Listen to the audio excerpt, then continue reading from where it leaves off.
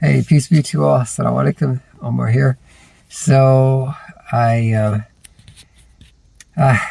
been listening to President Mr. Joe Biden outline his forgiveness of student loan debt. I have mixed feelings about it because, just mathematically, you can't, you can't give money for something without it coming from somewhere else. There's always ramifications for these things. It's this idea of magic money is, I think, something that's been running this country down the financial tubes, especially for us middle class Americans. Now, it sounds good when you first hear it, forgiving student loans. But, there's caveats to this. He did outline some stipulations. From my understanding, one of them is that you can't be making more than $120,000 a year. So for those of us that are PAs, we may have to cut back our hours or something if we try to take advantage of the student loan forgiveness program. And other people that are striving to make more, they're right above that mark. There's other stipulations as well. I have not read the whole college loan forgiveness plan, and I haven't listened to his entire speech. He told some anecdotes that seemed a bit tangential. But it's neither here nor there. I don't know if any good can come from this because it's not totally wiping out the student loans. I've talked to colleagues of mine, PAs. We're not doctors, but some of us owe doctor-like student loans, depending on where you do your undergraduate. I'm here in Washington, D.C. Well, if you do your undergraduate at a place like Georgetown University, where it's close to $70,000 a year, so what, 7 times 4, you come out, what, 210,000? Oh no, 7 times 4, 280. So you come out $280,000 in debt. Then you go to a school like, let's say, George Washington University, again, one of the most expensive schools in the country, and do your PA degree there. Well, that's like another, I believe it's another $115,000 for the entire program, if I'm not mistaken. So you got more than $300,000 of student loans. You're never going to make that anywhere near that as a PA. Even if you can moonlight all over the place and maybe, but typically our salaries are not anywhere near that. That's the type of student loans that many doctors owe. At least back in the maybe 10 or 20 years ago, the doctors to whom I speak now owe over $500,000. But you got to be smart, in your decision making. For those of you all who've already taken out student loans, there's not a whole lot you can do about them. You're gonna have to try to pay try your best to pay them back. This particular idea or thing that the Biden administration has put forward, it's not going to pay for the entire student loan. I think people need to understand that before they get too terribly excited. You got to make very wise decisions. I worked my entire academic career, even during my undergraduate. I was working as a nursing assistant. You got to choose wisely where you go to school. I transferred schools and went to the University of the District of Columbia. It didn't have the greatest reputation, but it was very affordable. It was $430 per semester for a full-time student when I went. This was back in the 90s.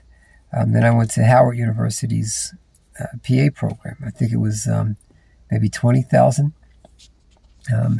for the whole program. Maybe less than that. A little less than that.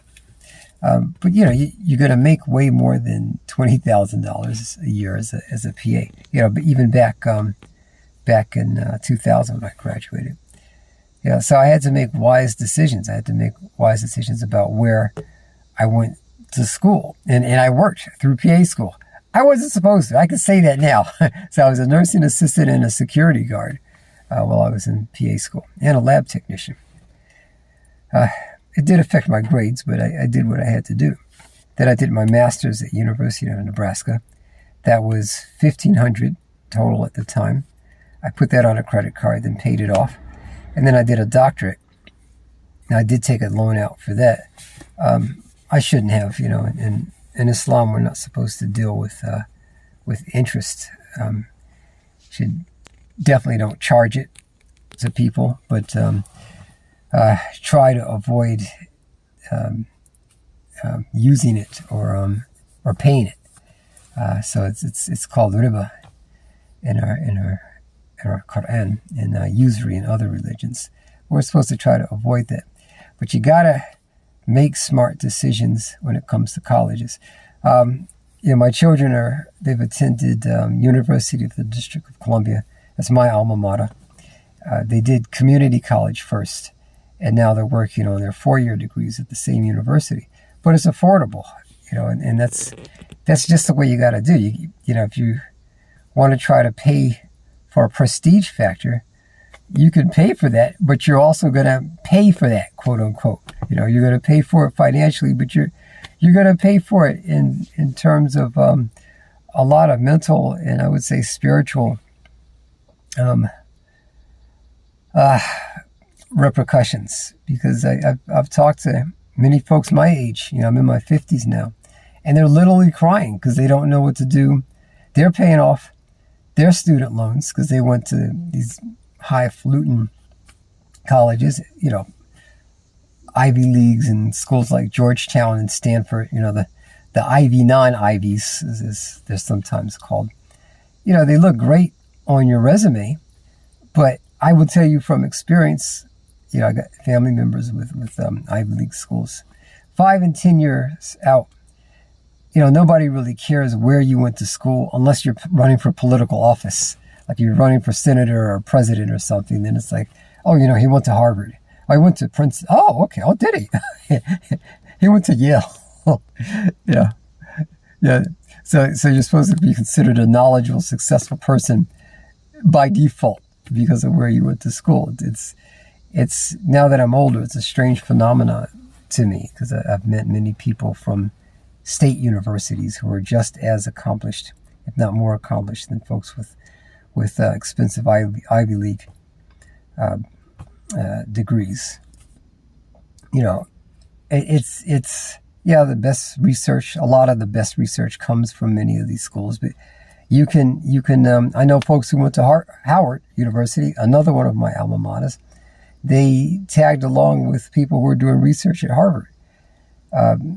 So the Harvard Howard program.